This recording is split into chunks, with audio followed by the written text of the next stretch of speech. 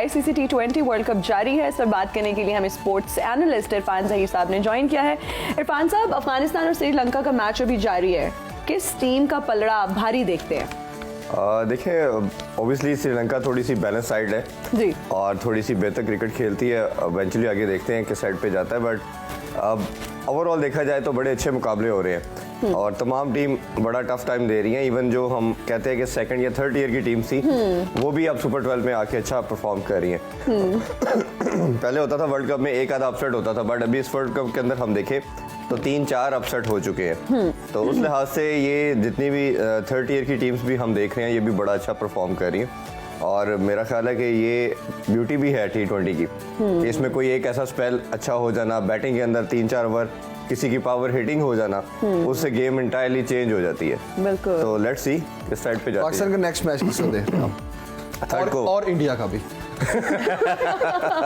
ये ज्यादा इम्पोर्टेंट है। हमारा थर्ड को होगा जी साउथ अफ्रीका के अगेंस्ट, और मेरा ख्याल है कि पाकिस्तान को without any fair, without any doubts अब इस तरह की क्रिकेट खेलनी है कि जैसे यही लास्ट गेम है उनके लिए। जैसे हालांकि साउथ अफ्रीका की जो टीम है बड़ी टफ टीम है। हाँ, उसका सबसे बड़ी रीजन ये, एक तो लड़के उनके काफी अरसे से इकट्ठे खेल रहे हैं, टीम पूरी जेलिन है, और दूसरी चीज ये कि इनके लड़के बिग बैश के लिए काफी आते हैं जी, ठीक है। तो और उनकी अपनी भी कुछ कंट्री के अंदर, साउथ अफ्रीका के अंदर पिचेज है जिसमें बाउंस उनको अच्छा खासा मिलता है, तो उनको बाउंस से ऐसा इशू नहीं है। ये सिर्फ सब कॉन्टिनेंट की टीम है जिनके साथ ये प्रॉब्लम है कि जब वो किसी भी फॉरेन टूर पे जाती हैं, खासतौर पे ऑस्ट्रेलिया या साउथ अफ्रीका, उधर स्ट्रगल करते हैं। बट अब ये देखें ना कितनी खूबसूरती उन टीम्स ने लेके आए अपने पास कि यूएई के अंदर सबसे डेड पिच के ऊपर वर्ल्ड कप हुआ, लास्ट वर्ल्ड कप, और फाइनल किसने खेला? ऑस्ट्रेलिया और न्यूजीलैंड ने जी। तो उन्होंने मैसेज दिया कि वो जो पुराना 90s के अंदर या अर्ली 20s के अंदर एक कॉन्सेप्ट जो था कि ये टीम सिर्फ अपने हर की टीम अपने कंट्रीज के अंदर खेलती है, तो उन्होंने कितना स्ट्रॉन्ग मैसेज दिया, ऑस्ट्रेलिया वर्ल्ड चैंपियन बन के गया इधर से। बिल्कुल। तो ये अब हमारी टीम्स को भी देखना चाहिएगा। पहले क्वालिटी क्रिकेट इसलिए होती थी हमारे प्लेयर्स की कि हमारा लड़का बिग बैश भी ऑस्ट्रेलिया में जाता था खेलने, रिचर्ड बेनी वो होता था टूर्नामेंट, उसको खेलने के लिए जाता था, प्लस वो काउंटी के लिए बड़े रेगुलर जाते थे। अगर हम वसीम, वकार, इंजमाम उस एरा की बात करें तो जो टॉप के 5-6 लड़के थे, ये 6 मंथ इन तमाम लीग्स में बिजी होते थे। अब जो लड़के हैं बहुत रेयर, हमें एक आधा प्लेयर शायद नजर आता है, बाबर के नजर आता है काउंटी में थोड़ा बहुत, किसी लीग में खेलने चला गया है।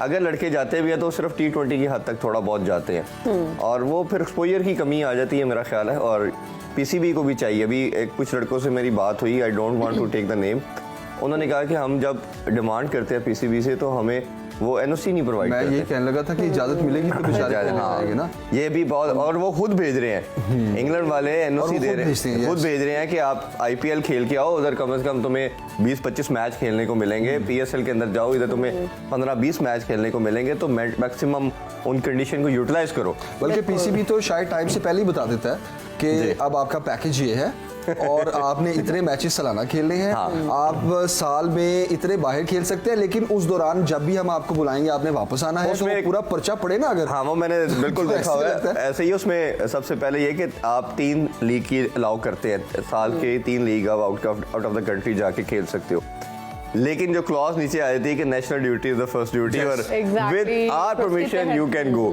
तो ये 2 क्लॉज, और हम ड्यूरिंग मैच भी बुला सकते हैं। हाँ, बुला सकते हैं, ड्यूरिंग उस सीरीज भी आपको बुला सकते हैं। ये बात आपकी सही है, हमारे बॉयज का एक्सपोजर ही नहीं है। एक्सपोजर होगा तो थोड़ा खुल के खेलेंगे ना। और जब एक्सपोजर होता है, सॉरी मैं आपकी बात कर रहा हूँ, जब एक्सपोजर होता है तो उनकी वीडियोस बड़ी वायरल हो जाती है। ये मसले दोनों तरफ है। अच्छा, उसमें ना कल हमने बात कल यही कर रहे थे ट्रांसमिशन के अंदर भी वर्ल्ड कप की, कि पाकिस्तानी टीम की बैटिंग स्टेबल नहीं है। मैंने किसी से पूछा कि आप ये बताइए कि हमारी टीम के कितने लड़के डोमेस्टिक खेलते हैं?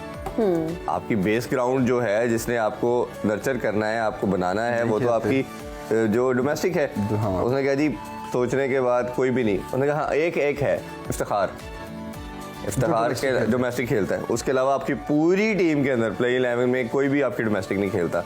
तो आप ये देखें कि इन्होंने क्या सिर्फ इंटरनेशनल लेवल पे खेल के अपने आप को अपना मार्क छोड़ना है, आपने नीचे अपनी बेस रेडी नहीं करनी। आप बिल्कुल सही कह रहे हैं। अच्छा, लेकिन इरफान साहब देखिए, मैं एक बात जरूर कहना चाहूंगा कि पाकिस्तान की टीम अभी तक जीत नहीं पाई, लेकिन परफॉर्मेंस इतनी बुरी नहीं थी। रन रेट पाकिस्तान का अच्छा था, ऐसे ही। 2 मैचेस आखिरी रन पे हम हारे हैं, ठीक है। आप इसको पुअर कैप्टेंसी तो कह सकते हैं जी, ऐसे। लेकिन आप ओवरऑल ये नहीं कह सकते कि बहुत ही पुअर परफॉर्मेंस थी पूरी टीम की। Would you agree with it? 100% जी। इसमें ये आपने बिल्कुल ठीक कहा, कैप्टेंसी अगर थोड़ी सी शुरूड होती हमारी, थोड़ी सी क्लेवर कैप्टेंसी की जाती तो हम इंटायरली डिफरेंट पोजीशन पे होते। इवन दो कि हमने बैटिंग शायद उतनी अच्छी नहीं की, बट हमने बॉलिंग दोनों मैच में बहुत अच्छी की। जी बिल्कुल। तो हमारा कैप्टेंसी का थोड़ा सा इधर फ्लॉ ज्यादा नजर आए। थोड़ी सी करना क्या था, changing for the right time करने वाली बात थी। अगर आप वो कर देते तो मेरा ख्याल है बहुत कन्वीनियंट हो सकता था और बड़े इजीली दोनों मैच हमने जीत जाने थे।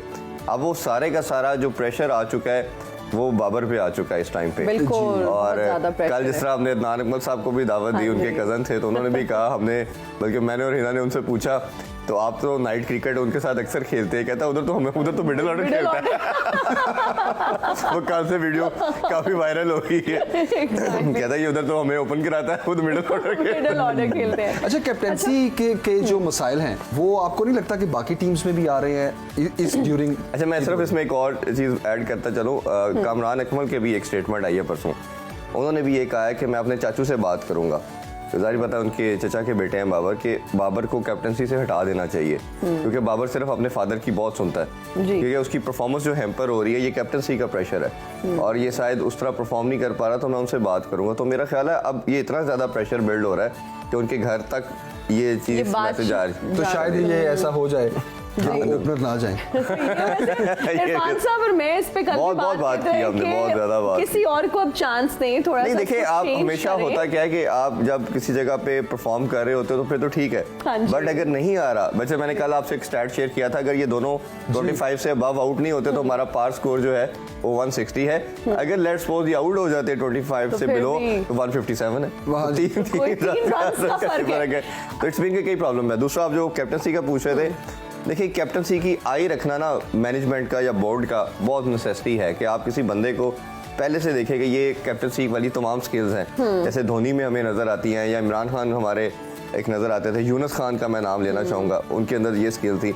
ये बहुत प्लेयर कम होते। फिर आपने अगर बनाना हो तो फिर नीचे से तैयार करते हो, जैसे आपने सरफराज को तैयार किया, अंडर 16, अंडर 19, ए टीम, आपने हर लेवल पे उनको कैप्टनसी दी कि जब वो इंटरनेशनल सर्किट पे आए तो आपको फील ही नहीं हुआ कि हमने एक अलूफ किस्म का बंदे को ला के खड़ा कर दिया एज ए कैप्टन के लिए। केन विलियमसन की बात करूंगा, वो अंडर 12, अंडर 16, अंडर 19, वो भी इसी तरह स्कूल कॉलेज से अपनी वो कैप्टनसी करते आए। या तो आप शुरू से किसी बच्चे को प्रिपेयर करें, आपको लगे कि टैलेंट है, उसको प्रिपेयर करें। अदरवाइज फिर आप देखें कि तमाम लड़कों में से गेम अवेयरनेस किसके अंदर है। मुझे लगता है जो अभी हमारी प्लेइंग 11 है, इसमें 2 लड़के अब आपको देखने पड़ेंगे।